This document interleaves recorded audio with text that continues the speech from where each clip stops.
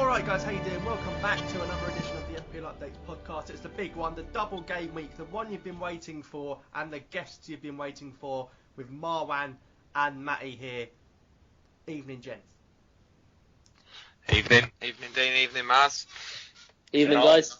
Let's get straight into it, okay? Tell me who you're captaining, Mars. I'm sure you've seen my conundrum on Twitter. I actually don't know. I honestly have not decided who to captain. There's so many options. Because I'm using my triple captainship, it's even 3 times the pressure at the moment. I've been getting it wrong all season, so whoever I say, avoid, I would say. It's just one of those, I always look at the fixtures again, and I think West Ham cannot be ignored. They probably play one of the most informed teams. You've got the emotion of leaving the ground, fourth place. Carroll still probably wants to impress Hodgson. Payet is Payet. There's so many goals in that team. And they play in 2 home games, I believe. One of them is United. I'm not sure who I think it's Swansea. Swansea are at the beach already. I mean, after beating Liverpool and even before that, they were safe. The beach? They have a lot. Wales? What world are we Well, in? they're probably. Listen, they've got so many injuries. I think I heard Sigurdsson is injured, Williams is injured, and he's not going to play. So I can't see how strong the Swansea team is going to be. So West Ham can really go wild in that game. So it's a really, it could be, if you want to gamble with Carroll or go with Payet. I mean, and then you've got people like Martial. I gambled with him on double game week 34, but he didn't do anything. Rashford. I would say players not to captain are definitely Liverpool players because of what's happening in Europe. I would avoid those players. If you have them, keep them. It's not point taking out players that you have, in my opinion, but I wouldn't captain them. To be fair, Marwan, you haven't known who to captain for the past 37 game weeks, but apart from those ones, you've been pretty confident. What about you, Matt? Is it a little bit more straightforward for you, or is it playing on your mind? No, it's absolutely not straightforward, Dean. I'm in a similar position to Maz. I've really not had a chance to think of it. I've been concentrating so much on the transfers, I've not really paid much attention to the captain. But, from the start of last game week, there's been one player that I've just had this gut feeling that I should captain, and that's Eden Hazard. And, he's not been great all season, as we all know that. But he's had 2 back-to-back goals in game week 36 and 35. And I just think I've got nothing to lose. I really haven't. I won Manager of the Month in a Works League last month, so I got 20 quid for that. I'm happy with that. And now it's May. I've got really nothing to lose. I think I'm gonna captain Hazard. I agree with Mars around West Ham. They have got a lot to play for. 2 last games at their bowling ground, but for me, I'm already carrying 3 West Ham attacking players in Carroll, Payet and Noble, so that's enough for me. I don't really want to put all my eggs in one basket and captain one of those players as well, so I'm going to go completely, well, it's not differential because he's owned by about 13%, but they're probably about 10% of those are probably ghost teams still, so I'm going to captain Eden Hazard just because he's class and he could be coming back into that form that we saw last season for the remaining 3 games of his 2015-16 season. It sounds as if Matt is on the same beach that Swansea are on. The season for him is over as well. It definitely is. The pressure's off, and you know what they say when the pressure's been off for about 4 or 5 weeks, and I've done really well in those 4 or 5 weeks. So I'm just going to continue, just making these casual choices and not thinking too much. So yeah, it's going to be Hazard because I've had him in as my gut feel for a while, and I'm just looking at his stats against Liverpool. He's playing Liverpool, isn't he? And Sunderland is. It's got the best record against Liverpool than any other English team. He scored 4 goals and 1 assist against Liverpool. So yeah, I think I'm going to go Matty, what does the missus say? We know that is the important one. Can you please ask her who should we triple captain? Well, I'll tell you what. When we're doing the next, she is just a bit of context on this. Every week I always send a tweet that looks at what my gut's saying, what my head's saying, what my balls are saying, and then I always ask my wife, who knows zilch about football, and every single game week she's right. Even when I triple captained Sanchez, she was still right. She told me to triple captain Aguero. So there's no beating her. There's no beating her. So when we do the next question, I'll shout her in and I'll tell her. I'll ask her and then I'll let you know. Interesting. I think Marwan has a point with the avoiding Liverpool players because of the Klopp Europa League situation. For me, no, if you pardon the pun. What about Jermaine Defoe, Matty? I know you said you're going to captain Hazard. Defoe's playing against them. They've got 2 home games, Sunderland. They need to stay up. Do you think Defoe's a shout? So I've brought Defoe in. Is one of my transfers that I've brought in. Now, I'm torn on this one because I was looking at his stats, and he is in form. He's got quite a lot of shots on target. I think he's like the second best in that stat. What concerns me about Jermaine Defoe is that game week 3 and game week 20, he played Swansea at home and he played Villa at home, and they're the only game weeks in the whole season where he scored at home. In the other 15 home games, he's blanked. Now, he's coming into game week 37 and he's playing 2 home games. So you say that form's with him, but home form isn't with him. But I just think that this is it now. He's in the fight. He's got to do something. Sunderland have to do something if they want to stay in the Premier League for this, this multi-million-pound deal next season. So maybe that's a whole load of nonsense, and then he'll go and score. That's what I'm hoping. So I've gone against my own stats here, and I've just brought him in on a gut feel. But yeah, his home form is shocking. Marwan, when you plan your double game weeks, do you look at the players who are playing well, or do you just plump for 11 players playing twice? I try my best to look for players that are in form. I mean, double game week 34 blew out everything about just bringing in 14 players because some of the players that weren't like Ali outscored some of the double game week players. So it's not just about having 14 or 11 players. It's 14 if you have bench boost. It's about having players that will score, and less easier to predict is to play both games. If a player plays at least a game and a half, you should be happy. Now, a lot of us have brought in a lot of players in game week 34 that might actually be at rotation risk. And again, when I look at double game week 37, I would say if you don't have a wild card, which most might not, and you have those players, I wouldn't take a hit on a player that is meant to play 2 game weeks because he might play one of them. Take a player out that is either now suspended, injured, or at the beach. Keep the double game week players. Why do we keep talking about beaches? I know the weather's warm, but guys, there's 3 game weeks left. Concentrate. Just an update on the clueless wife. She's come in and she's picked the Hazard captain. First time this season where we've both agreed. So just put that out there. She's gone for Hazard captain too. Well, I'm surprised she didn't say stop playing fancy football.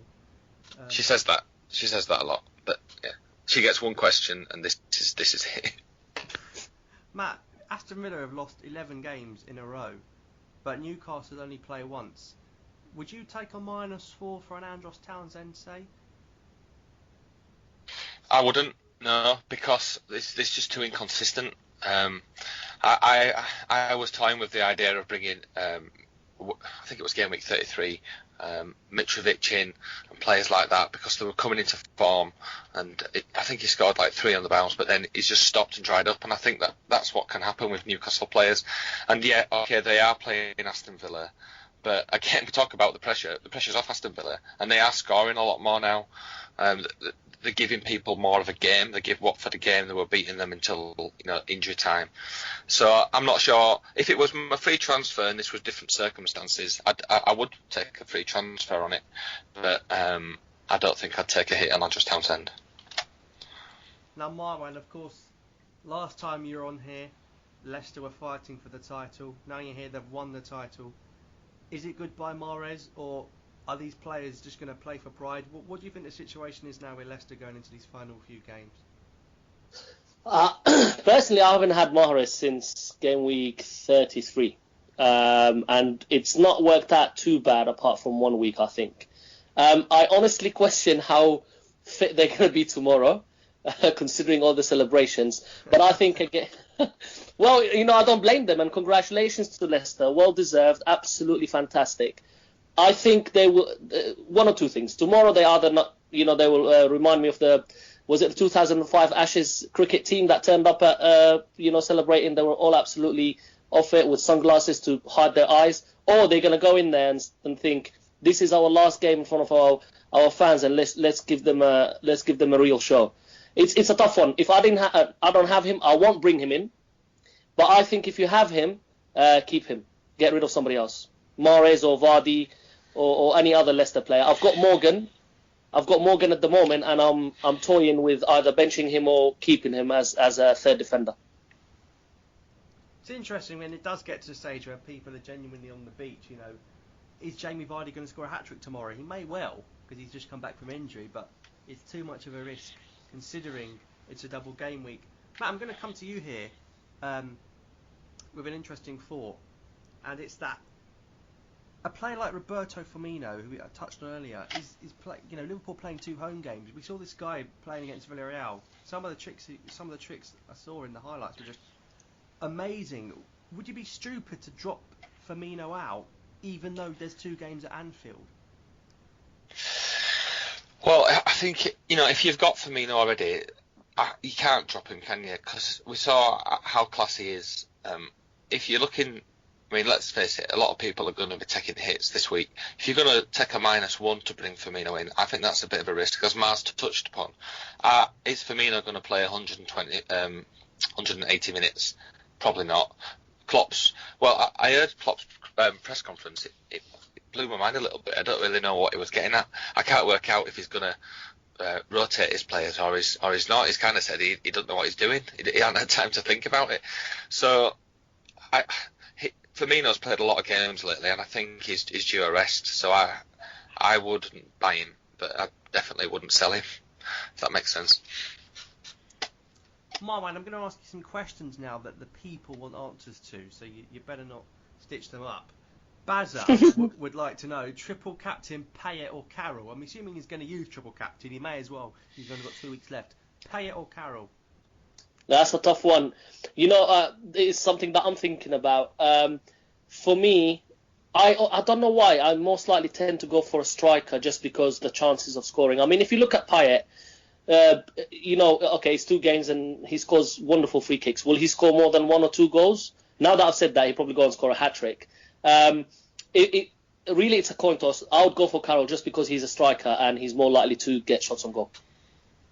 There's a lot of people actually wanting to captain Andy Carroll. They just seem ashamed of it because the bloke did nothing in the first half of the season. But, Matt, injury does come into play here. If Carroll takes a knock after half an hour and you've saved your triple captain all season for this, it's a bit of a low blow. I agree. And to answer the guy's question on Twitter, I'm going to just completely go different to what we're all thinking.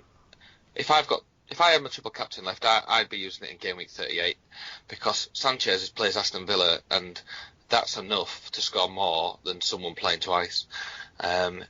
He's in form, so I'd say keep your triple captain and use it on the last game of the season. I know that sounds ridiculous, it's not but a bad shout because it's the Aston Villa factor, isn't it?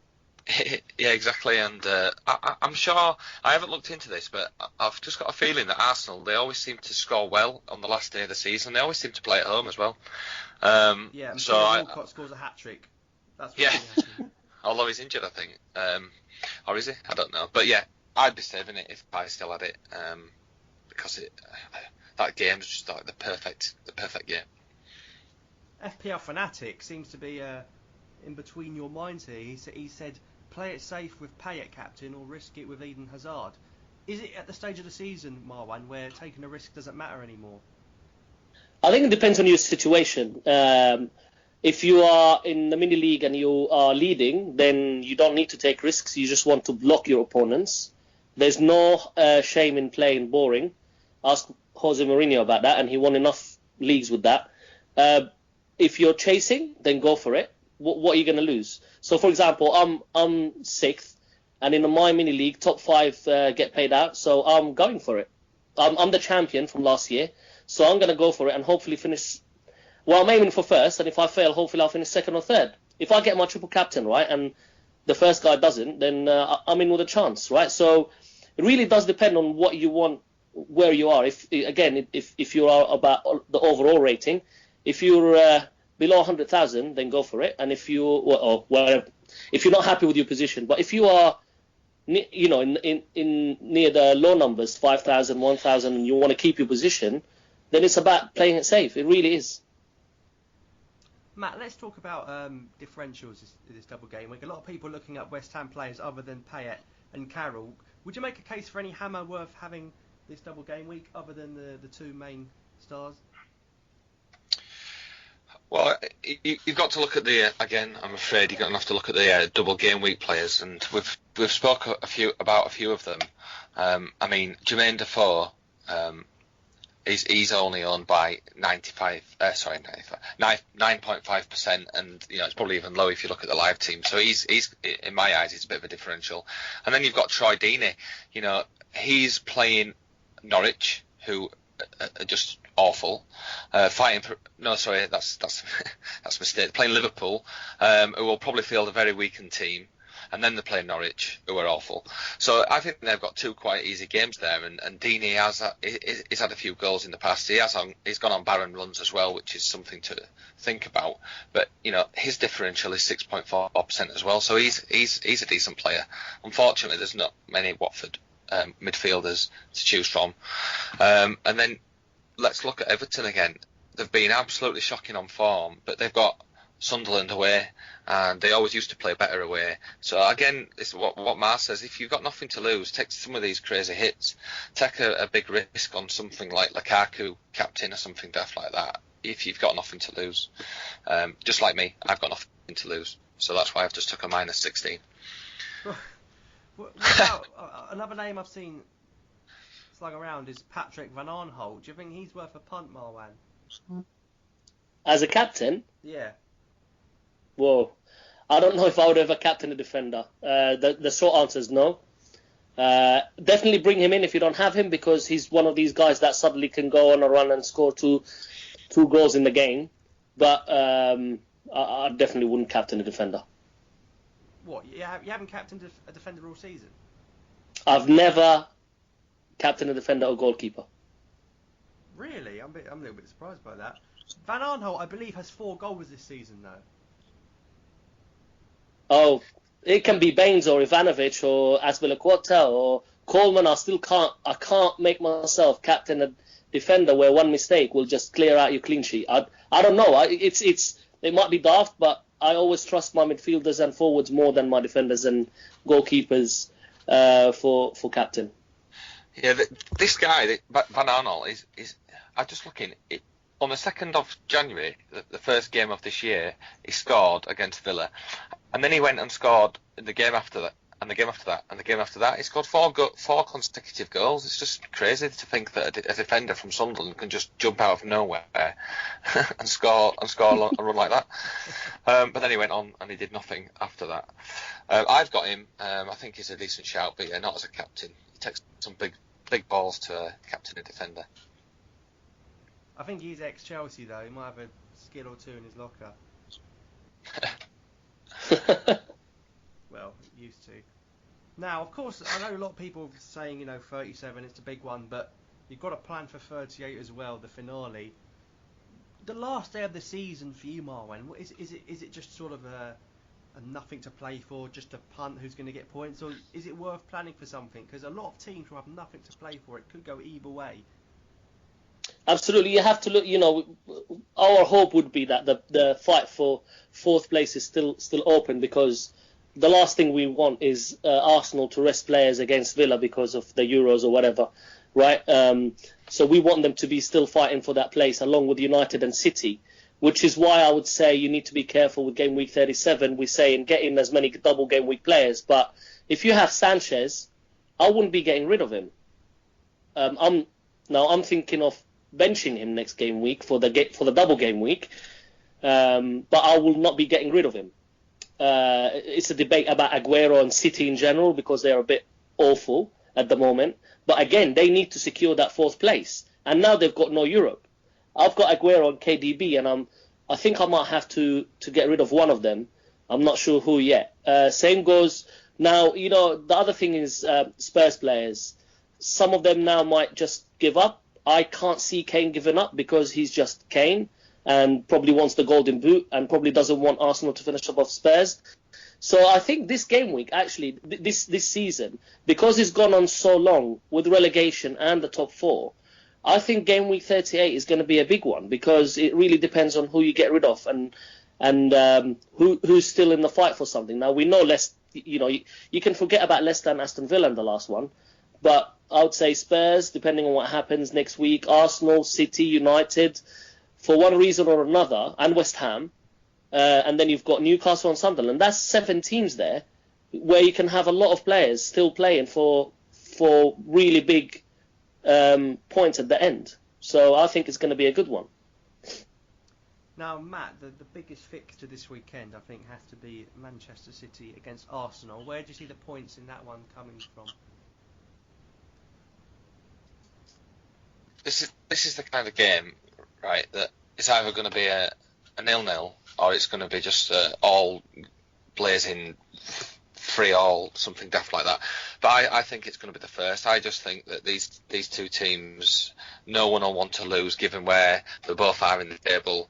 It's not all about fourth spot, it's about third spot in my eyes. You really need to secure that third spot so you don't have to go through that provisional qualification for the Champions League next year.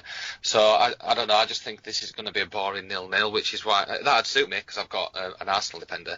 But yeah, I don't think it's going to be a great game. I think it's going to be a bit of an anticlimax. If Arsenal go there and win that game, bearing in mind Man City haven't beaten a top 8 team, I think, at the Etihad this season. If Arsenal win there's a chance City could miss out on top 4, which would give the West Ham players, Marwan, that added incentive again. I'm seeing, the likes of Antonio thrown around, the likes of Lanzini around. Would you take 3 hammers in that last day against Stoke? Why not? If they're still in it, absolutely. West Ham are playing this kind of football, and I think Matty and others have touched on it in Twitter, where there's goals coming from everywhere. I mean, I've had Lanzini from game week 34. Okay, he hasn't done much. I'm not taking him out. I'm keeping him because anything can happen in the next double game week. If you've got Antonio, I mean, even Cresswell. I've got, like I said, I'm going to go with 3, by the way. I haven't decided on which 3, but I would love to have Cresswell as well, because he's one of those that West Ham can keep clean sheets, and also he can add attacking potentials. So Noble, I'm not surprised Matty brought him in. I mean, Noble's going crazy at the moment, and he's on penalties, and I've been watching them, and he's making those runs that Nolan used to do when Nolan used to play for West Ham, and suddenly score goals out of nowhere. So I would say, yeah, go with 3 West Ham players. Why not? Very good point. Mark Noble, 4 goals in 2 games, Matt. I know. Kind of the reason why I bought him. But another thing, just what Mars said there, I did see someone mention this on Twitter. I can't remember who. Apologies for that. But he said, look for people who are going to take penalties. And I don't know why, but it just seems like a sensible approach going into double game week 37. There seems to be a lot of these red cards and penalties coming around at this time of the year. The likes of Defoe, he's on penalties, right? And Noble, Hazard, all these players. Vardy or Mahrez, it's probably going to be Vardy now, isn't it? So it might be something to look for. If you're struggling to decide between a Carroll and a Defoe, for instance, then go for the penalty taker. Although I'm sure Marwan, even though Leighton Baines is on penalties, you still wouldn't captain him, would you? I brought him in and he was my regret of the season, so no, I wouldn't captain Leighton Baines, and I won't be bringing him in either. You talk about regret of the season there. Last week on the podcast we did the team of the season. We're going to finish with the sort of the letdown team of the season. The players that we thought would be brilliant but have let us down completely. We're going to do a full 11. Just complete disappointment. Would have to scream at you when you look at this team. So, Marwan, who has been the most disappointing goalkeeper this season? Oh gosh. I've got to go with Guzan. I wouldn't call him a goalkeeper after this season. Yeah, it's gonna have to be Guzan. I think that's a no-brainer. Matt, who's in the defence for you? Well, I mean, I suppose it's what we were looking at. If you want to look at the worst players, then look at my Shithouse 11 article on the FPL Updates site. But with regards to letdowns, people who should be doing better than they have been doing, then the Liverpool defence last year, I thought there was a really good lineup. They had some of the most clean sheets, definitely in the top 3 of clean sheets, and now he can't decide on his sensible back 4. And Skirtle, for me, where's he gone this season? It was a decent defender last season. He was getting in there, he was getting goals. It was a rock at the back, and now, well, I don't think Klopp he didn't play him, does he? So put him right in the middle, Skirtle. I think he's off. Do you remember the title when they nearly won the league? I think Skirtle scored 6 goals or something. Yeah, we were scoring from corners at that time, Dean. We can't even score from corners now. Right, Marwan, the midfield. I'm sure Memphis Depay is going to be in there. Yeah, definitely. Memphis Depay is one of those that I went for and did absolutely nothing for me at the beginning and never really lived for his for the hype, if you like. But I think Hazard has to go in there based on the entire season. The fact that he's scored 3 in the last 2 games and those are his 3 goals this year. This is the player of the year from last year. Hazard will be the captain of the letdown team for me. Wow, I hope he's not listening to this. It's going to be even more. I hope not. I'm bringing him in. I want him to continue scoring. Matt's captaining him. And Matt, who's up front?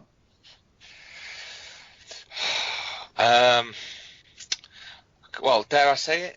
I'm going to get a lot of stick, but I think Wayne Rooney's been terrible. I don't think he's the man that he used to be, and they've got new blood coming into Manchester United now. We talk about Rashford and Martial. I think they're going to be their driving force going forward next year. I don't think Rooney deserves to be there for England either. I think it's been a bit of a letdown. Yeah, he's up there as the letdown striker role. Sorry, guys. And this isn't because I'm a Leeds fan. Promise. I can't blame you. He's only going to play for England because he's the captain. He might have been left back. Yeah. What an awful team that is. Well, and it's funny because they're all players in summer. If I would have given them to you, you would have taken them all, I'm pretty sure. Well, maybe not Gizan, but most of them. I think I started with Wayne Rooney in my Gameweek 1 team. I'm sure I did. So, well, yeah. I think, like Matty said, if we go with the worst players, then look at the Shitehouse team, or you can just put Villa 11, to be fair. But I think in FPL, you've got to look at the players that you hope they deliver and they don't. Like the Rooney, like the Hazard, maybe even Baines. These guys that you normally rely on, but actually this season did absolutely nothing. You've also got to take into consideration the price tag as well for someone like Rooney. What about David Silva? He's had an on-off season because of injury, so I can't. He hasn't. Again, he hasn't lived up to the normal standards, and because of his price tag. But I heard somebody say Aguero has been a letdown, and I can see why, based on his price.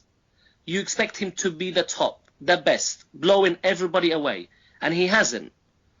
I don't believe he is a letdown. I think his Newcastle game and the double game week 34, he did really well. So he delivered when needed sometimes, but I can see why people are saying that. Yeah, but then you could call Diego Costa a letdown. Absolutely. Interesting stuff. Well, that's going to conclude this week's podcast. I'm probably going to go Payet just because I'm going with my heart, not my head. I'm going to be there for both games. Hopefully it'll be good. Cheers to Marwan and Matt.